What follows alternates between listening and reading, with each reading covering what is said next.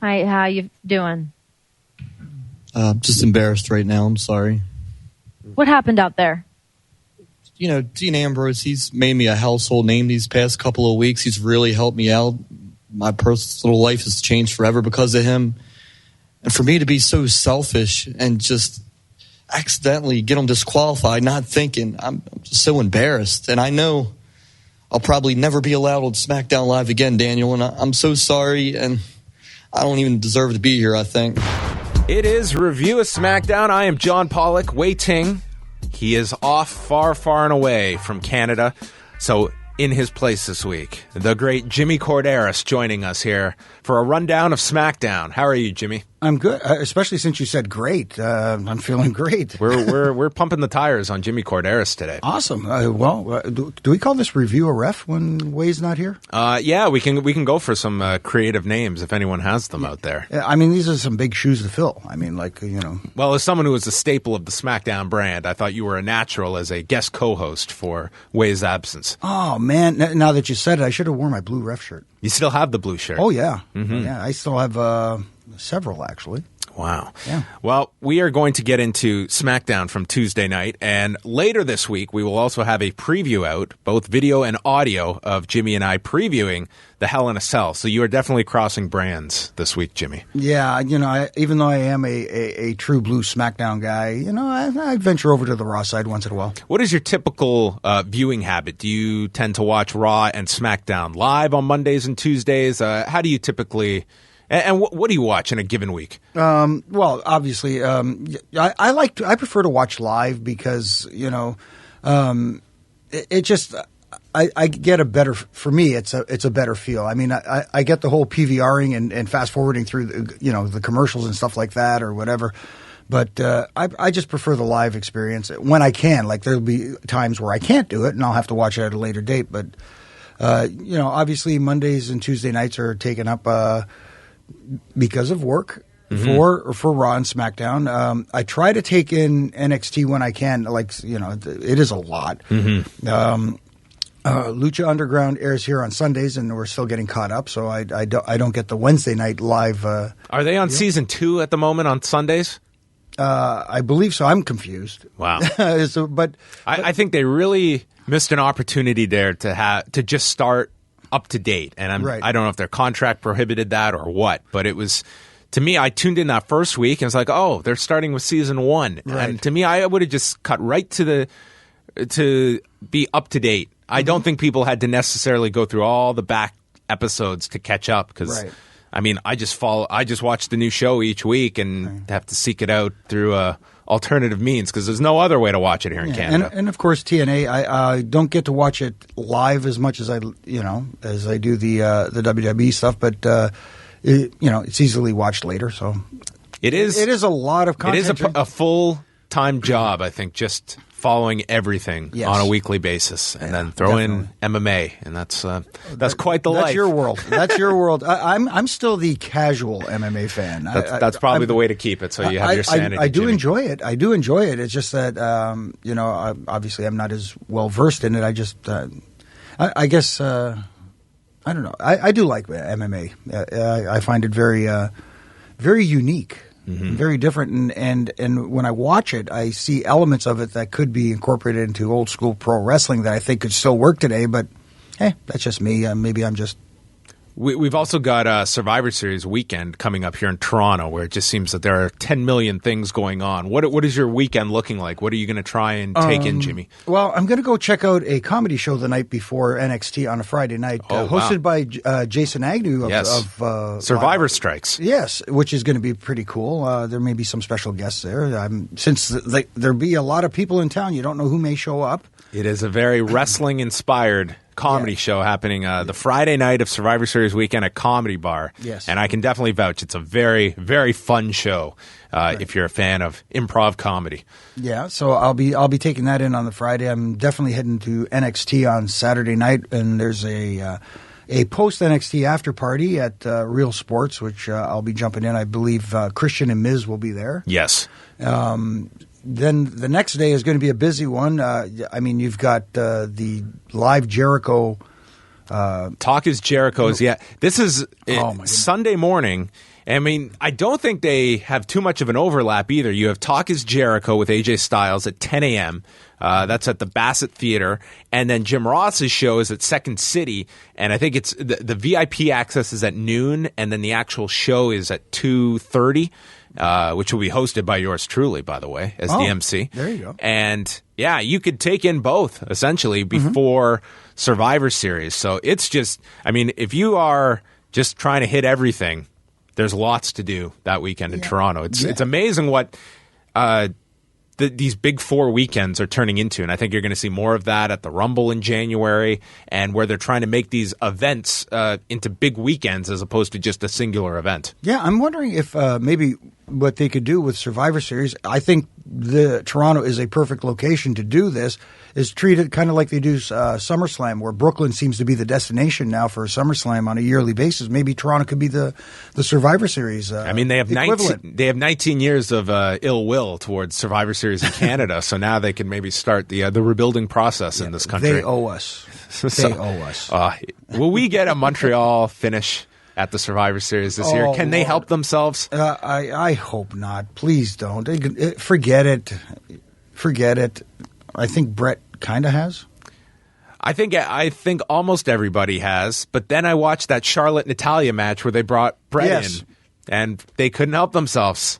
Yeah. And I think that was the epitome of it, was Brett talking about it after, that he was presenting the idea. He rolled his eyes. It's like, whatever you guys want to do. Yeah. I mean, that to me tells me a guy that's pretty much over it, just like everybody else. Exactly. So let's get into SmackDown Tuesday night in Green Bay, Wisconsin. And we kick things off with a recap of the AJ Styles James Ellsworth match from last week. Is James Ellsworth working for you right now, Jimmy? He's a big part of the show. He is a big part of the show. I mean, I kind of like the fact that they've got this real underdog story going on with James Ellsworth, but and you know, it's something that's, you know, connecting with the most vocal of your audience, I guess, and apparently his merchandise is selling pretty well. So, you know what? That's going to be a hot shirt here in Toronto. Yeah, so you put all that stuff together, and maybe this guy gets a contract out of it. So he should get a contract out of this. I mean, whether this is going to be something that truly has legs beyond this this kind of novelty phase, who knows? But he's someone that has connected. Yeah. I mean, run with it. Yeah, I almost see maybe going forward almost like a Gilbert type character coming out of it. Not exactly the same. I mean, not with the sparklers and stuff like that, but you know what I mean? Like that kind of almost like a comedic kind of thing happening. Maybe he's the replacement for Santino Marella or something like that, where he adds that comedy element. There's definitely a spot for him, I feel, on that show. Ambrose is in the locker room to start the show, and he's with this PA going over reckless driving and apparently a charge that he's facing. Ellsworth walks in and he welcomes his little buddy and says he's here to thank Dean Ambrose. He now has 2 wins over the WWE champion and wants to be in Ambrose's corner tonight. Ambrose does not seem too enticed by this idea and tells Ellsworth to just hang out back here. And then we started the show off with Bray Wyatt and Kane in a no disqualification match. And it started off, crowd was somewhat lukewarm for this match at the start. Kane stopped Bray with a chair and then ran Bray into the steps. They cleared out the desk. Chokeslam spot was set up, and then the lights go out, and Luke Harper appears on the desk. And this crowd did not seem too impressed by the fact that Luke Harper was able to travel through the darkness to the desk. Well, you know, maybe they have that cat eye vision. A lot of carrots. I don't know. Maybe they have a lot of carrots. They eat a lot of carrots at the Wyatt compound. So Harper attacked Kane with a discus clothesline. They went through a commercial break. Bray gets back into control, goes for the Sister Abigail. That gets blocked by Kane. Did a running mid-ring collision, and then Randy Orton's music hits. He runs down. He faces off with Harper in the ring. Crowd is getting into Orton being here, and Harper then backs off. Kane is setting up for a chokeslam while Orton is signaling for the RKO with Bray standing there, and Orton, out of nowhere, hits the RKO to Kane and leaves as Bray looks stunned, and then Bray Wyatt pins Kane, and Randy Orton has turned on Kane. Yeah, I thought that was definitely out of left field. I don't think anybody saw that coming. I thought this was going to be a tag team match maybe at the pay-per-view with Kane and Orton versus Wyatt and Harper. That made sense to me, but this I don't know if this is going to end up being Orton setting up Bray Wyatt through Kane, if you know what I'm trying to say here. It's kind of what it felt like, that they're going to go to this almost what you expected the Daniel Bryan Wyatt family thing to play out with, where it would be a short-term affiliation and then ultimately he would turn on the Wyatts and infiltrate the Wyatt family in order to bring them down. Yeah. That's where I kind of get the sense this is going. So it looks like Randy Orton and Kane in the interim while we play this out. And this Randy Orton Bray Wyatt feud, I don't think it's been, pardon the pun, lighting the world on fire, but we will see where things go. No, as long as Orton doesn't end up wearing coveralls, or I could deal with this. Well, listen, if you're going to join them, you got to join them, Jimmy. Oh, all the way. Is he going to wear a mask? That beard's going to start growing itself out. Oh, yeah. And grow the hair back. The sheep mask he's got to have to wear. He could have a pretty Wyatt look if he really let himself go with the hair. Charlie Caruso is with AJ Styles backstage and brings up Ellsworth's win last week. And AJ calls him a goober and says if they took a WWE action figure and melted it in the microwave, you would get James Ellsworth. I am amazed at the descriptive language that they come up with on a constant basis for James Ellsworth, whether he is a wet noodle of a man. It's really AJ here who I just think has a real ability to downgrade and describe one James Ellsworth. Yeah, see, I'm very impressed with AJ Styles' heel persona in the WWE. I mean, like, as much as he was over and cheered when he arrived, and for a long time, and to a certain extent, still gets cheered today. I guess depending on who his opponent is. When it's John Cena, he gets cheered, of course, but he has this uncanny ability to turn the crowd against him, and again, with someone like a James Ellsworth, him ripping on him, and when that was actually a pretty good line, putting an action figure in the microwave and stuff like that. And don't try that out. No, don't try that at home, because I can just imagine how many people are now thinking about it. Which action figure would I put in the microwave? I don't have any. I don't collect. I wonder what their sponsor Mattel thought about this promo. Exactly. Yeah, I wouldn't suggest putting anything in the microwave that shouldn't go in the microwave. And he says he's going to rearrange Ambrose's face tonight, and Ellsworth will be missing more than his chin if he sees him tonight. You know what? There were so many chin references on SmackDown this week. I'm done. But I will give credit to James Ellsworth, because I don't know if he was fed this line, but last week when David Otunga came up with no chin music, they're running with it. He gave David Otunga had pretty much the line of the night with that no chin music. So if you can give David Otunga the line of the night, you've accomplished something. Yeah, it's maybe the first notable thing David Otunga has done on that commentary team.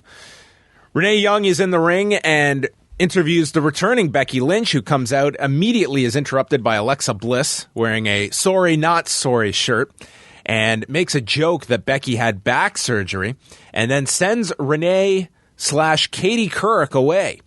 There's a Becky chant, and Alexa says how Becky grew a long yellow streak down her spine and didn't want to face her at No Mercy, and the clock is going to strike midnight on this Cinderella story. Becky comes back noting Alexa's affinity for these Disney references and calls her Dumbo. She says she was rushed to the hospital and not cleared to compete at No Mercy. Bliss says that maybe Becky's boyfriend dumped her because she's an orange troll and her pathetic life means nothing, and she wants to handle the title handed over to her. Becky responds saying that she will rip her arm socket out in Glasgow, and then they fight. Bliss retreats to the floor and then runs Becky into the post back first, lays her out in the ring, and then has a convenient yellow spray paint bottle that is just ringside. Was this always part of the ring crew to have all different colored spray paint at ringside? Was this something necessary? Well, we did have spray paint under the ring at ringside, but it was all dependent on what color the ring post was when you needed to touch it up. I don't recall ever using yellow, though. Maybe this would have worked better on an NXT show, maybe. Yeah, maybe that would make sense. Maybe that can was left over, when WWE purchased WCW. Maybe that was a leftover can of spray paint from the old NWO days. I don't know. So she spray painted a yellow streak down Becky's back to end the segment, and we've got our match in 2 weeks. Really, no mention of Naomi, by the way, on this either. So we got the win at No Mercy, and then they followed it with the rematch with the two of them, and you almost got the sense they might have been working towards a three-way match, but it seems like this is going to be just a straight-up singles match in Scotland in 2 weeks, going against the election. Good luck. Yeah, good luck with that. And well, I will say this though, I'm pleasantly surprised with Alexa Bliss. I think she's been really good on the mic, and she hasn't really disappointed in the ring as well. So this. Like I said, a pleasant surprise. It's nice to see. It's nice to see some of the other women coming out and doing well. The Ascension took on the Hype Bros next. This was a Survivor Series qualifying match with the winning team getting to be part of the SmackDown tag team. You follow all that? Wait, we might need a graph. Yeah. You have to be pretty low on the depth chart to not even be the fifth best tag team on SmackDown to get a spot there. Are there 5 teams on SmackDown? Well, we've got these two. We've got American Alpha. We got the Usos. Right. And we got the Champions. That's 5. So who would be the 6th in there that I'm not thinking of? Fandango and Tyler Breeze? Oh, are they still there? You got the Vaudevillains. Oh, yes, the Vaudevillains. So there. So there is more than 5. Okay. We have 7 teams. Yeah. So probably next week, the Vaudevillains would take on Breeze and Fandango. You would think those would be the lower 2 that may not get spots. Don't make the playoffs, yeah. The Ascension had an insert promo stating that no team is bigger or badder, and at Survivor Series, they will rise. And the Hype Bros, they did their own with Ryder calling Mojo Bro Montana as Mojo corrected him, stating wrong team, because Mojo actually played for the Green Bay Packers and was decked out with green and yellow Zubaz shorts for this affair and got quite the reaction here in Green Bay. So they were very much aware of Mojo. Finally aware of the hometown surroundings for one of the superstars. Yes. So Otunga notes that Mojo played for the Packers, and Morrow said that the Hype Bros have more chemistry than a periodic table. And then Ryder clothesline to the floor. He gets stomped. They keep him away from Mojo. Eventually made the hot tag. He did the pounce to Victor. Double splashes in the corner, which was identified as the Lambeau Leap. And then Connor gets thrown shoulder first into the corner. Victor misses Zach in the corner. They hit the Hype Rider and get the pinfall on Victor. So it is the Hype Bros that have qualified for the SmackDown team at Survivor Series. And the Ascension, not ascending. No, not at all. I mean, it's amazing that since their debut on the main roster, nothing like what was going on in NXT. And I know there was a mixed feeling with their presentation there. I liked when they were the cool entrance and the kind of more of a mystical, I guess, kind of thing with the Ascension. That all changed when they tried to convert them into Legion of Doom 3.0, I guess you'd call it. Yeah, it just seemed not working. They just seem to have no interest in these guys. When they brought them to the main roster, to your point, they were presented as like this relic team from the 80s that were totally out of touch. You remember when they did, like their one big segment was early on when it was that NWO reunion night. And they just had JBL join Hall and Nash, and they just destroyed these guys. And they've been just jokes. Like there's nothing to these characters. You don't know anything about them. They're not. Daniel Bryan brought this up on Talking Smack, how he would love those two to come on just to have an ability to talk. Like they're just, I'm not saying these guys are the most talented in the world, but they've been given nothing. No. Like they're just guys, and maybe that's all they're going to be. But I do like that we talked about how many teams are there, tag teams to be able to qualify for Team SmackDown. I do like the fact that people have to actually qualify to get on Team SmackDown, and even I guess we'll get to the women's match later as well. That for the captaincy. Yeah, the captaincy. During the break, I don't know if you caught this, but they were doing this on Raw that they're promoting Owens versus Rollins and Reigns versus Rusev for Raw on the Monday after Survivor Series. And then here for SmackDown in Ottawa 2 days later, they're promoting Styles against Ambrose for the title and Kane against Bray Wyatt. I would imagine at best those probably end up just being dark matches, you would think. I don't think they're going to necessarily commit to any matches for these that they've they're promoting locally. Right. I would assume they are dark matches. And, of course, as always, cards subject to change. Very much so. And these titles could flip on a dime. Randy Orton is backstage and interviewed by Andrea DeMarco. He just stares into the camera when asked about his actions from earlier tonight and then finally says, if you can't beat them, join them. So we are left wondering what is next for one Randy Orton and whether the overalls are introduced next week or not. Yeah, I kind of get a feeling that it's a ruse. It's all a ruse by the Viper. It's a Viper ruse. They're really just running with this Orton-Bray feud for all it's worth. Yeah. We will see if there is a payoff to it. Daniel Bryan's on the phone with Shane. He's explaining the need for strong Survivor Series captains when Natalya walks in. She mentions the triple main event this Sunday at Hell in a Cell and doesn't want Raw to steal their thunder. And she thinks she could be a great team captain for the Survivor Series team and bring the attention back to SmackDown. And Bryan suggests that tonight we will have Natalya against Nikki Bella and the winner will be the captain, but the loser of the match will not be on the team. This is like a wild card game. Yeah, again. It's one and done. But then again, I like the fact that people have to qualify to be on the team. You have to win matches to get on the team. You don't just get selected. Not everybody gets a ribbon. That's a lesson to be learned for everybody, kiddies. Now, if you are analyzing this from the general manager's standpoint, Jimmy, I would question putting two people that you feel could be viable captains into a match where the loser is not even on the team. They're below Eva Marie, hypothetically, in the depth chart. I mean, if you're making this match to make one of them the captain, shouldn't the loser at least be in the running to be on the team? If you're running this as a general manager?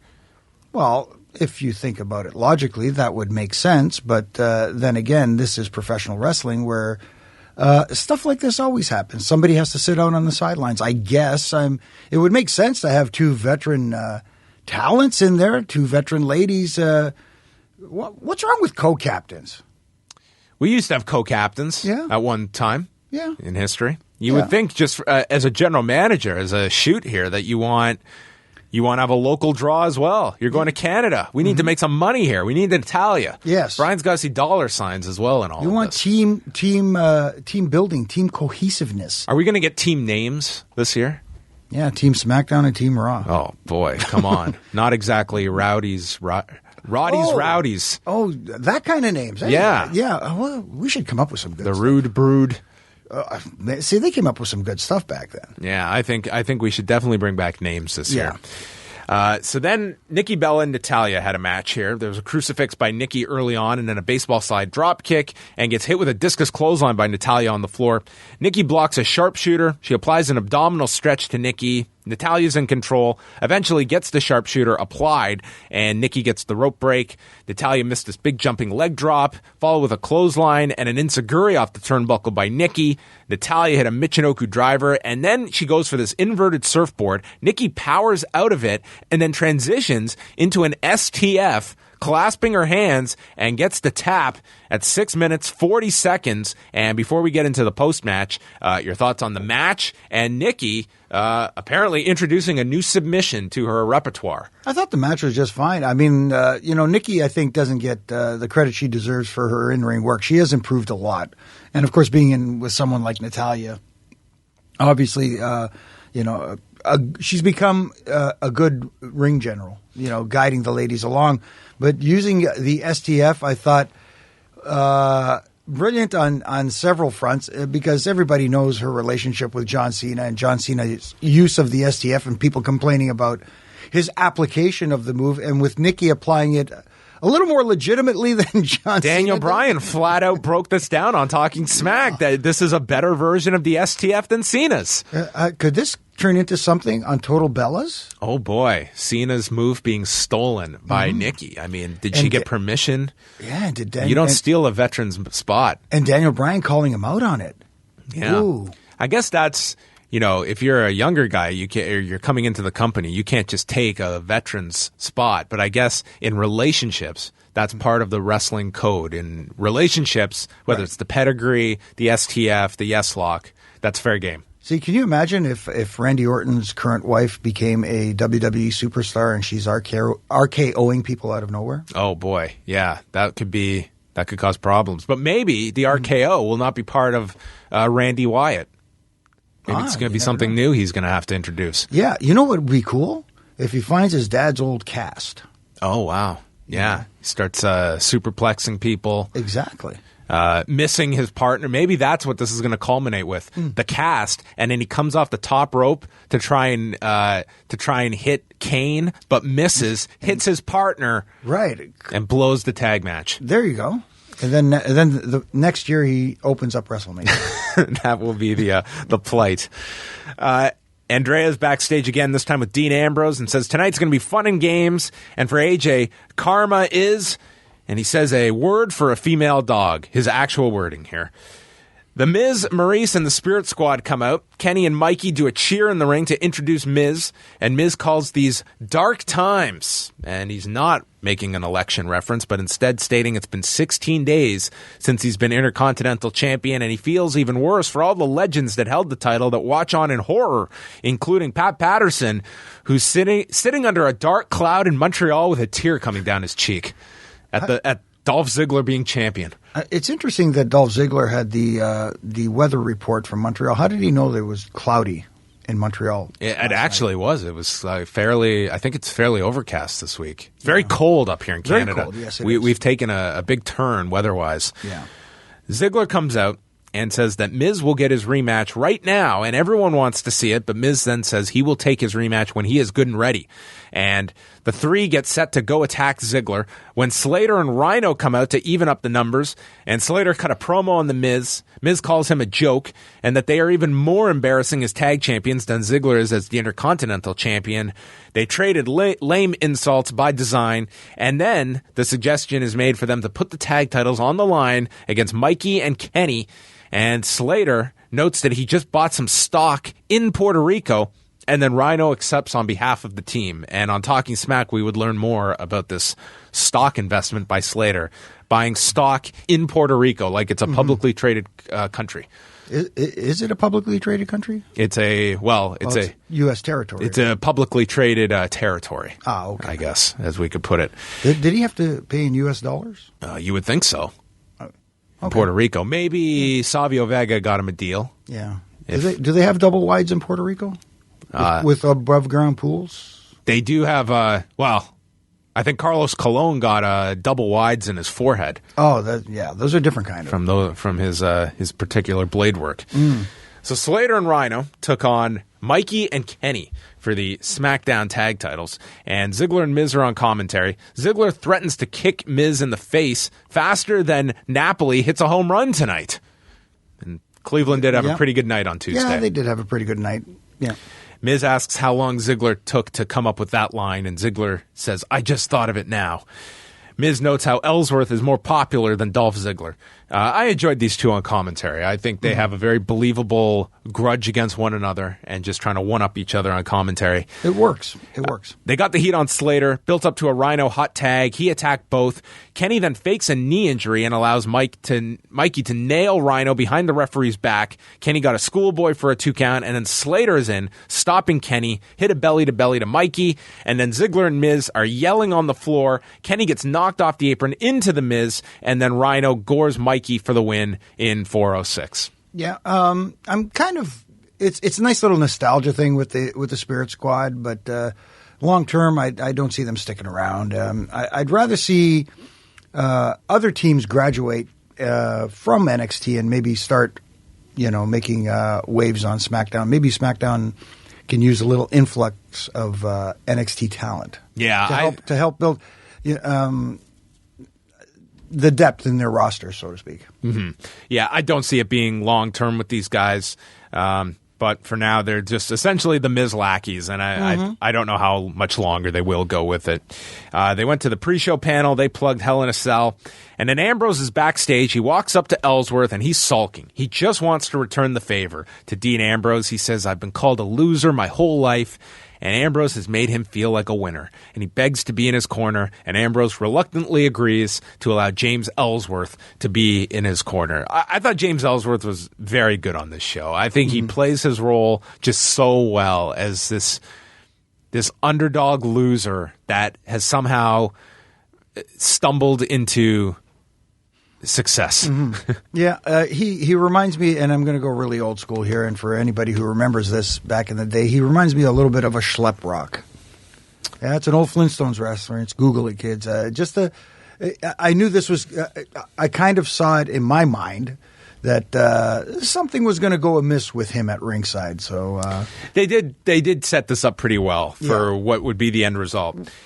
And that takes us to the main event, non-title match involving AJ Styles and Dean Ambrose with James Ellsworth in the corner. Started off with Styles clotheslining Dean to the floor, and then he nails Ellsworth. Styles then flies to the floor with a forearm. They go through a commercial break. Ambrose hit this big suicide dive, comes back into the ring, and then Ambrose counters into a Fujiwara armbar, applies a clover leaf, and Styles gets the rope break. JBL at one point compared James Ellsworth to the missing link. JBL is just disgusted with this individual as well. Does JBL not realize that was Dewey Robertson? Yeah, I don't know if Dewey Robertson would be your exact comparison point for James Ellsworth. No, absolutely not. Then they got onto the edge of the apron, and Styles hit this vertical suplex, and I don't know if he was planning to just suplex Ambrose to the floor or what, but Ambrose landed so badly here on the edge of the apron. This just looked awful, the way he hit it. And it was, I mean, he seemed to be okay. They went to a commercial and came back, but they replayed this, and it was just such an awkward angle. It was like literally right at the edge of the apron, like not even on the flat part of the apron that Ambrose landed on. They traded headbutts on the top turnbuckle. Ambrose blocked a superplex, landed the elbow drop, and then there was a springboard by AJ into an inverted DDT, hit really well, and then goes for the Styles clash. It gets stopped as Ambrose counters with a jackknife cover for a 2 count, does the slingshot clothesline, and then he hits a superplex to Styles as Ellsworth is cheering him on. Styles catches Dean with the calf crusher, and Ambrose grabs him, drives his head into the mat from the submission, can't get out, finally makes it to the rope, and Ambrose cannot stand on his left leg. And out of nowhere, Styles just runs from the ring with this baseball slide drop kick through the ropes, and he murders Ellsworth on the floor. I mean, this was just a violent drop kick. And Ellsworth is dead on the floor. He does a springboard into the ring and gets caught with a kick to the gut.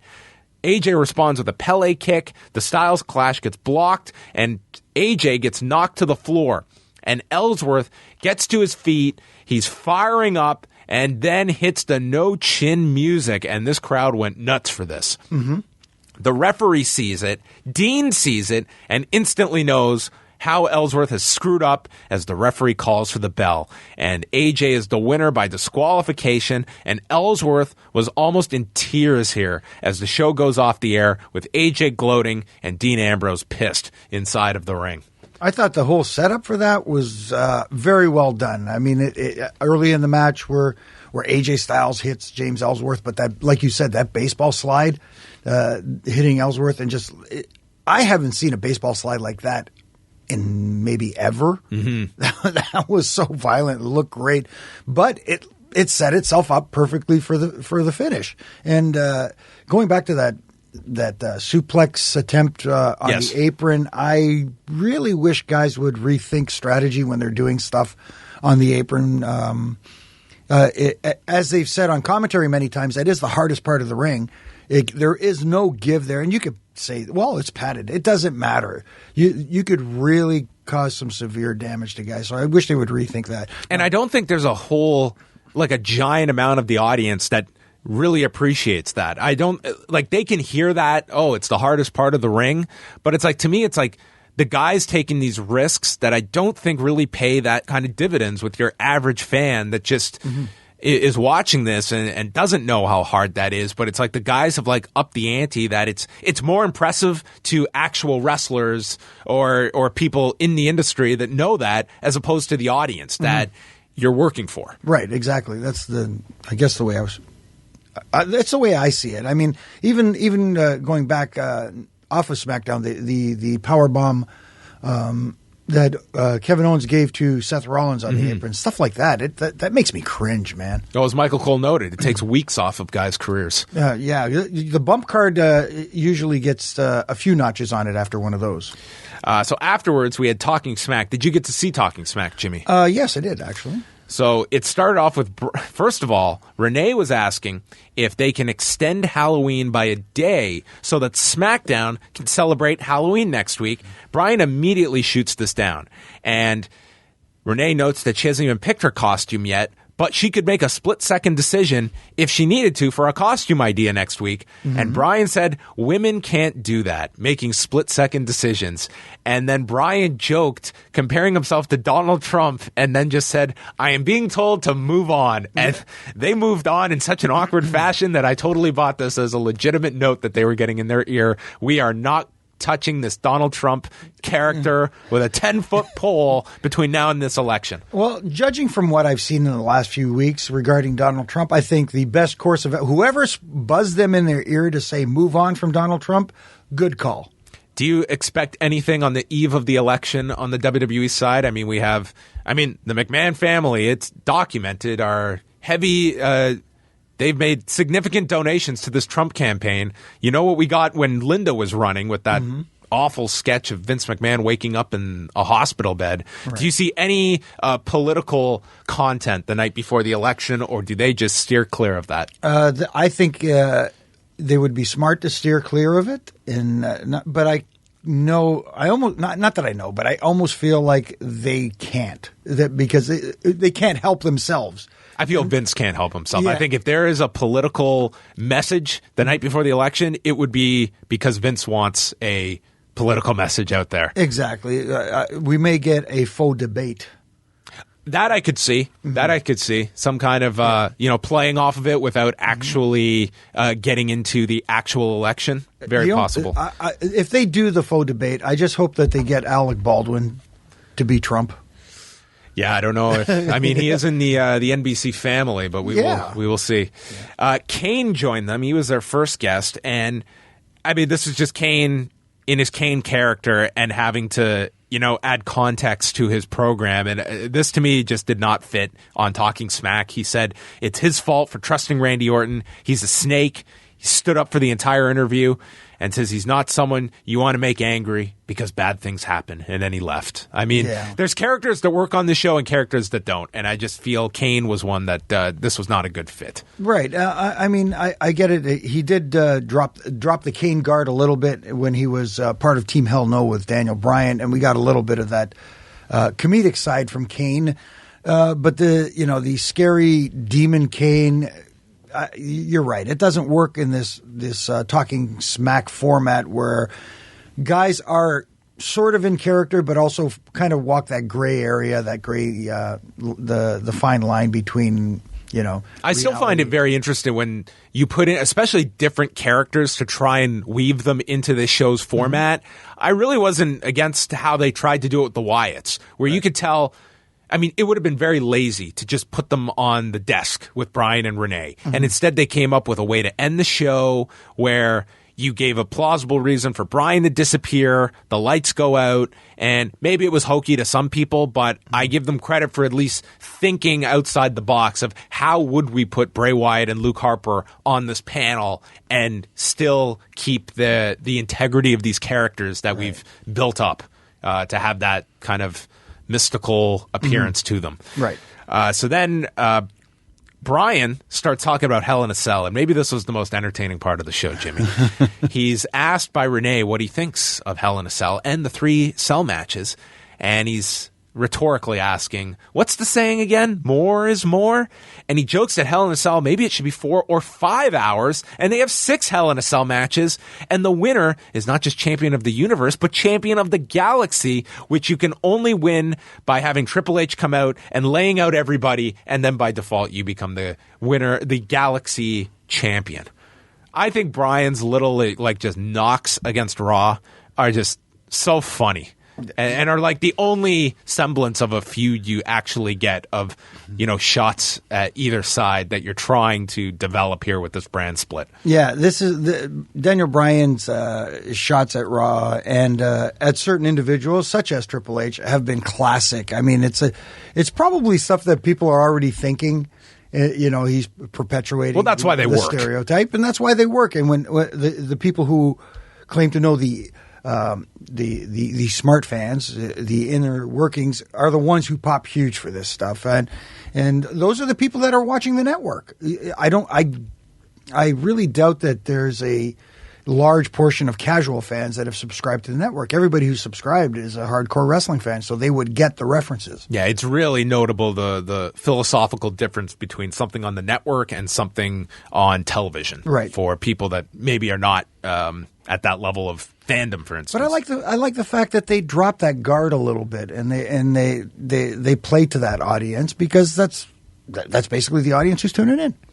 Heath Slater and Rhino are next, and they are told that they are on the Survivor Series team as long as they keep the tag titles for the next 3.5 weeks. And they get very confused by Renee's question about who the hottest tag team is on the roster. And this is when Heath shows off the stocks that he has bought in Puerto Rico that he says he bought from, quote, the Rising Stars, and then was quietly, under Brian's breath, informed that they are the Shining Stars and that the stocks appear to be fake and not notarized. They look good to me. We had printouts here. Yeah. I mean, they did go to some work here. A color printer, no less. Yeah, they look legit to me. I don't know. Brian briefly asked Rhino about the election, and Rhino said it's going well. And that was our political talk for the night. Okay. And Slater talked about what he's done with his money, because Brian notes, you and I have been here the exact same amount of time. Why are you broke? And he talks about bad investments and partying, and he has to lead his team at Survivor Series because he's out $500 now on these stocks he bought in Puerto Rico. And then he flexes to end the segment. This was when Brian broke down the STF of Nikki, and they replayed it, and he noted how she transitioned out of the surfboard very well, but has her hands clasped and locked the leg, and basically said here, this is a better version of John Cena's STF. Yeah, I think there's going to be a little bit of a rivalry on Total Bellas developing here, thanks to Daniel Bryan's quite accurate analysis, actually, of the breakdown of the STF and the over-under, the class. I'm showing John here like we're on TV or something. I can see, and everyone at home is imagining. Yes. Maybe the best the best awkward exchange on a podcast is not this. It's Steve Austin when he interviewed John Cena on his podcast a while back, and Austin at the end just calls him out flat on his STF. It's like, can you just lock that son of a bitch in? And it's just, John Cena, I have noted that. Thank you. Yeah. And final guest is James Ellsworth, and he's just so embarrassed about his actions tonight, doesn't think he'll ever get to be on SmackDown again. And Daniel Bryan goes to tell him this story of his final independent wrestling match, which was against Dean Ambrose, which was a Dragon Gate USA show in Milwaukee, and says, you get the sense like he's trying to tell him like this wise veteran is imparting this wisdom on Ellsworth, and there's a moral to the story, and he's building it up saying, I was beaten bloody by Dean Ambrose that night, and he didn't even have a vendetta against me. So are you worried that now that he does have a vendetta against you, are you concerned for your health and well-being? And it was like, instead of this lesson that he was trying to raise Ellsworth's spirits, instead he was just like, man, he's going to kill you. Yeah. And it was just such a funny delivery by Brian. And Ellsworth just like says, well, I probably deserve that, and says his actions were selfish tonight. And Brian and Renee essentially say, dude, accidents happen. Yeah, pretty much. That was it.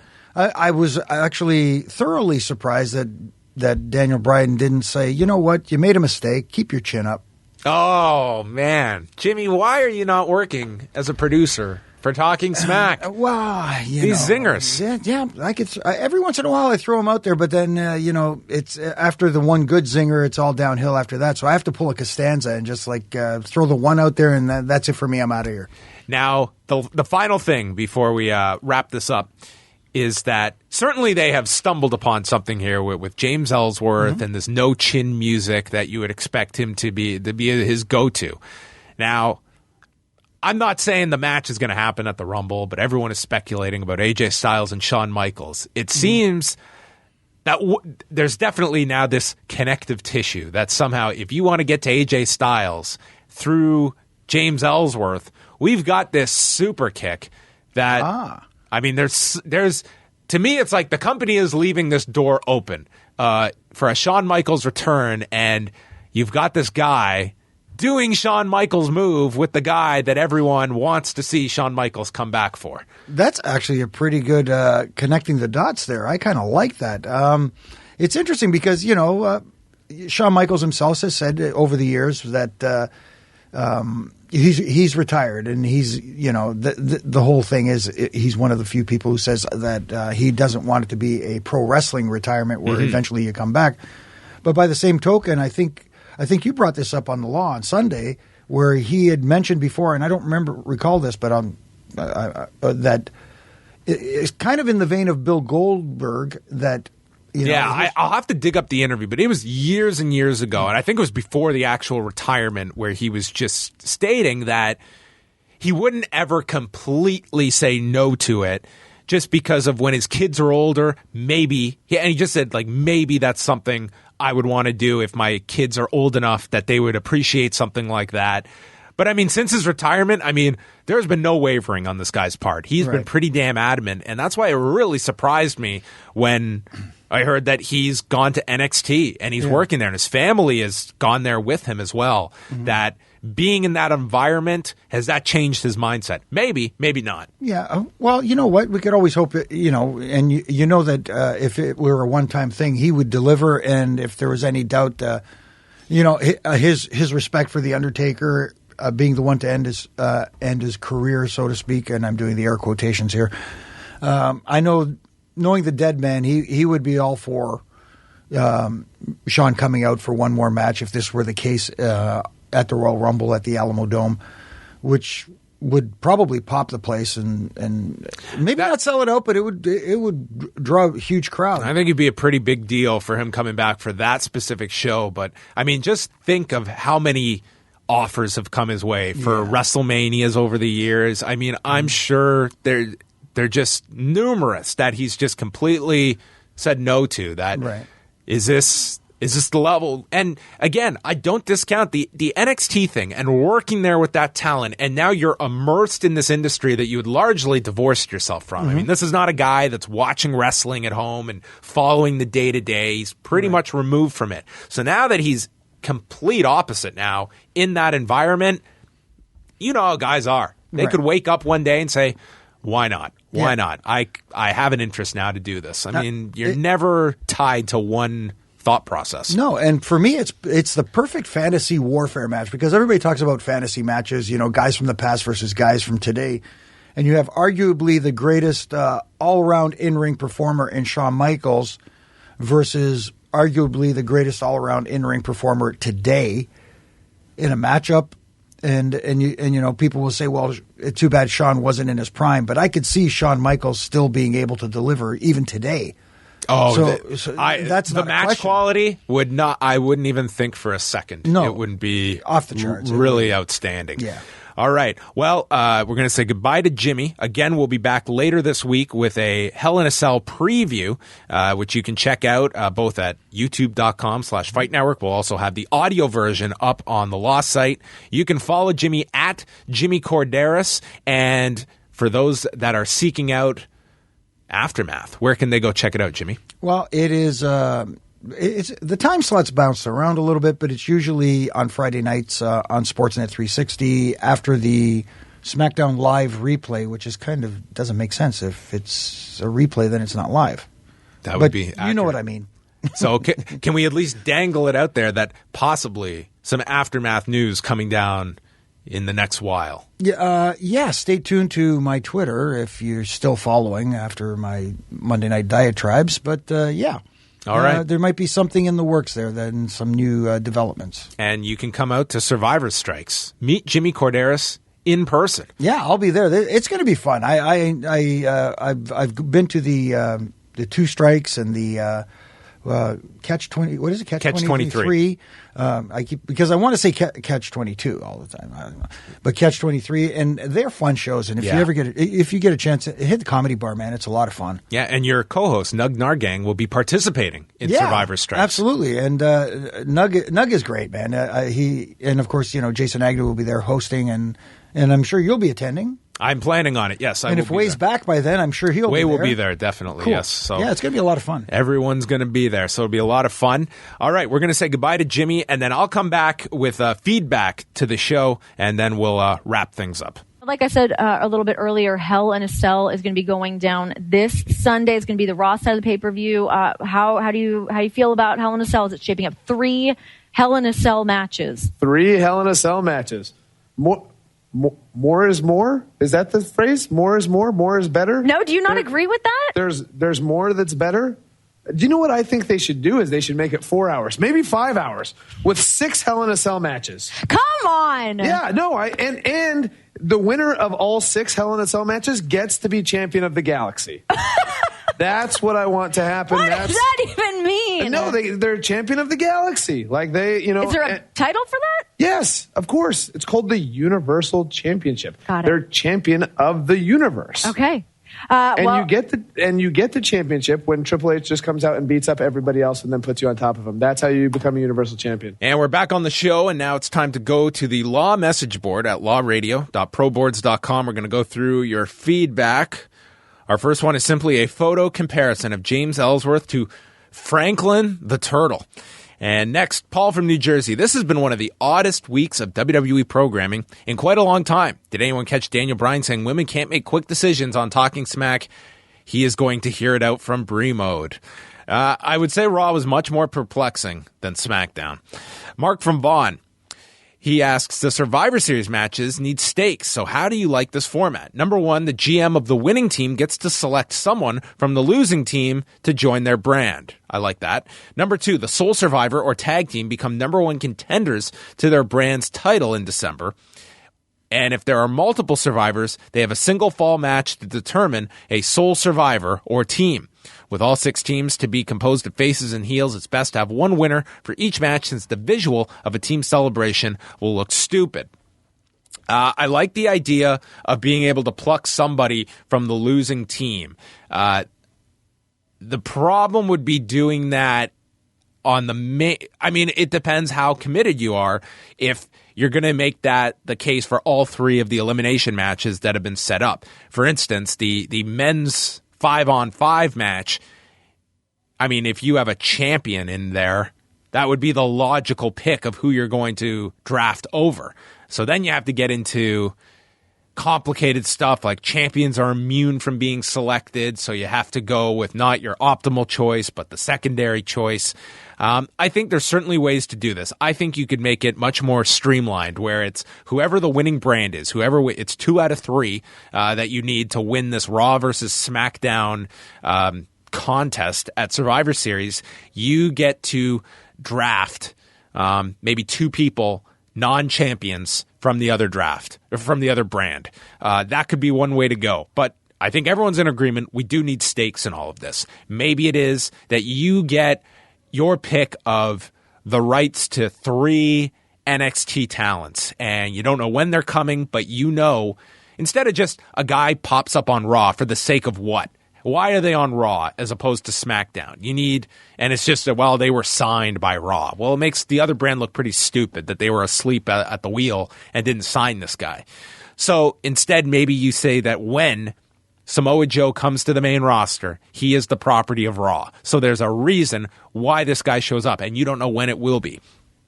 Next up, Ahmad from New Jersey. I don't often post feedback, but I felt compelled with the draft safely in the rearview mirror. Week in and week out, SmackDown delivers a show that fails to insult my intelligence. It's an easier show to digest with much more logical booking. The storyline turns for both the Orton and AJ programs took a surprising and interesting turn. Hell, even the tag division has a plus to it. I can't say the same for Raws. I'm hoping for a Dean Ambrose heel turn. He's got the audience good will, but without a compelling persona or reason to exist. Question, with a possible heel Randy turn, who is AJ's program with after Dean?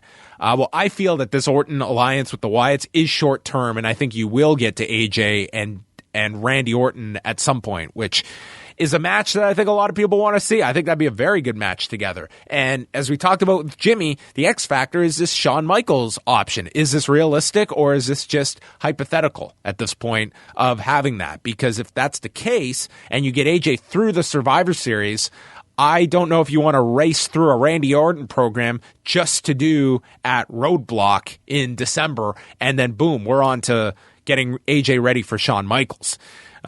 But I do think they will get to AJ and Randy Orton. Cody from Grand Valley, with Survivor Series being an all-star team of sorts for both brands, the heels and faces need a reason to come together and defeat the other brand. Give the Survivor Series card the MLB All-Star Weekend treatment. Turn the 3 matches into a best-of-3 series with the winning brand earning the marquee WrestleMania main event spot for their brand. It gives a believable reason for faces and heels to not only come together, but to win. It's a stipulation that can fuel future storylines, as well as make the Royal Rumble winner choice of match more interesting with GM baiting. And if some circumstances arise, such as an injury or such, it's easy to get out of it by trading to another brand through a story.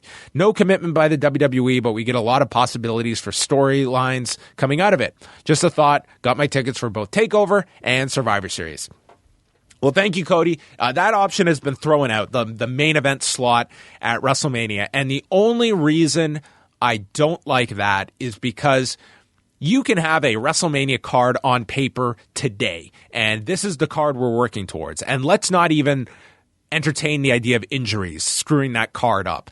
What you can't predict is which program maybe takes on a life of its own and really catches fire.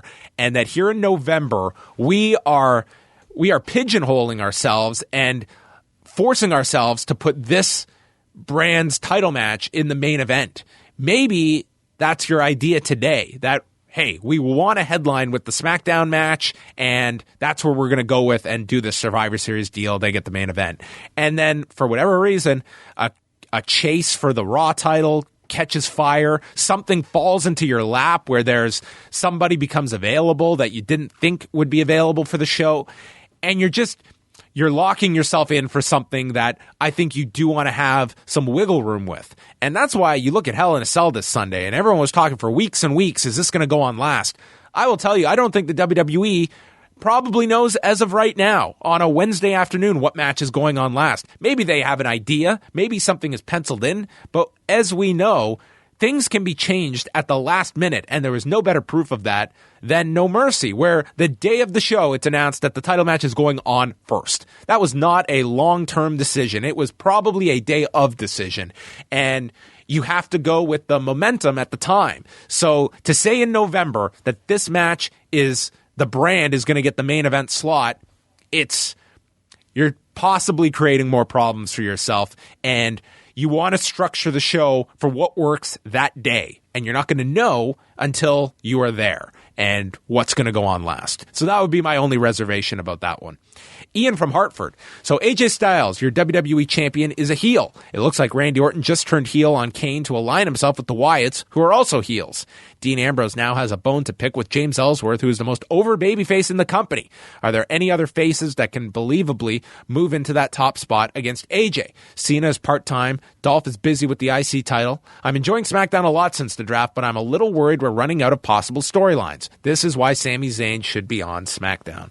Well, I'm not arguing against Sami Zayn being on SmackDown. I think that would be a much better fit because God knows he doesn't have anything to do on Raw at the moment beyond Braun Strowman. But I feel you do have legs now with the Dean Ambrose program is going to, I mean, that you're committed to for the next number of weeks, if not through the Survivor Series. And maybe you stretch it all the way until December and do the big blow-off with AJ and Dean then. I kind of like the idea that Dean didn't get the title shot coming out of tonight's show because he'd have to pay that off quicker. And I think they're going to stretch out this AJ Dean program longer, and then eventually you may go the Randy Orton direction with AJ. You can never have enough depth. They certainly need it on SmackDown, but I don't think we're in a critical phase yet. PJ from the UK. I am not surprised to see that Nikki Bella does the STF better than John Cena, with one arm, not two. I don't know who's writing Randy and Bray's feud, but it's utter nonsense. No one understands what's going on, not even the commentators. The main event was great in every way. AJ Styles really makes his opponent shine in the ring. It's the best match Dean Ambrose has ever produced. He has expanded his moveset with a Texas Cloverleaf and a perfect plex. The ending was very clever.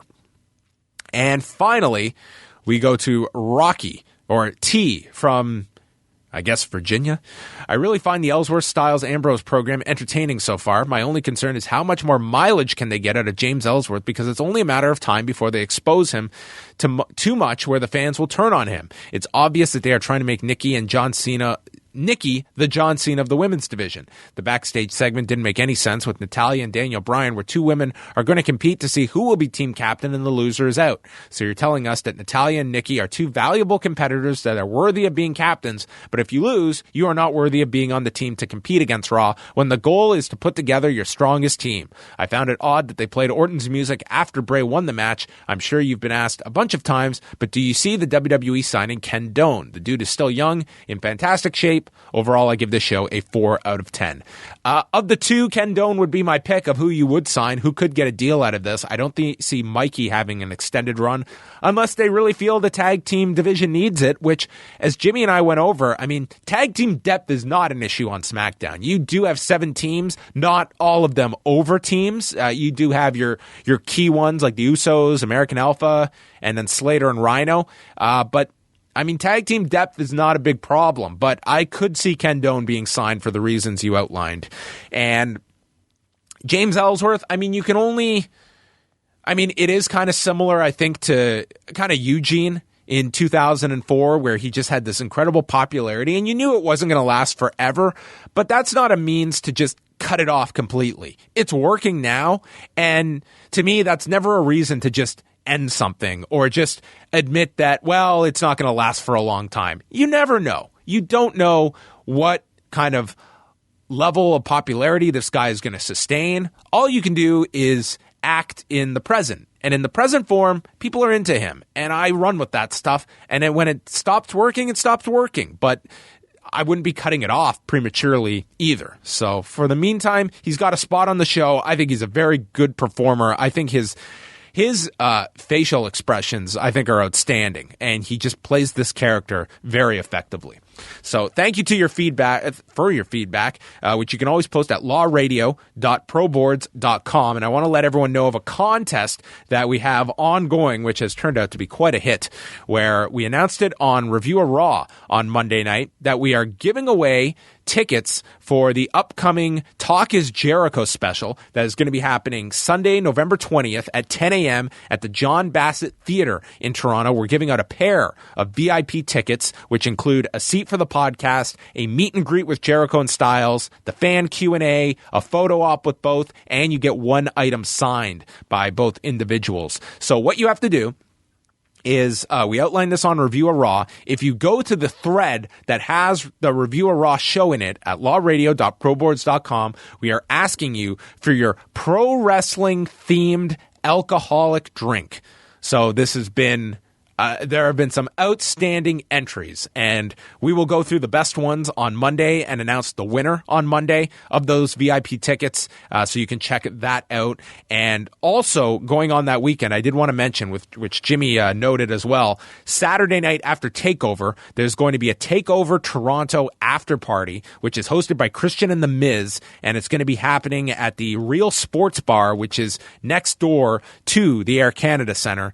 So that is going down as well, and I think that one kicks off at 9 p.m. and they're going until close at the Real Sports Bar and Grill right by the Air Canada Centre. So many things to take in over Survivor Series weekend. The ringside event is Saturday with Jim Ross at Second City, which tickets are available. I'll be the MC for that show.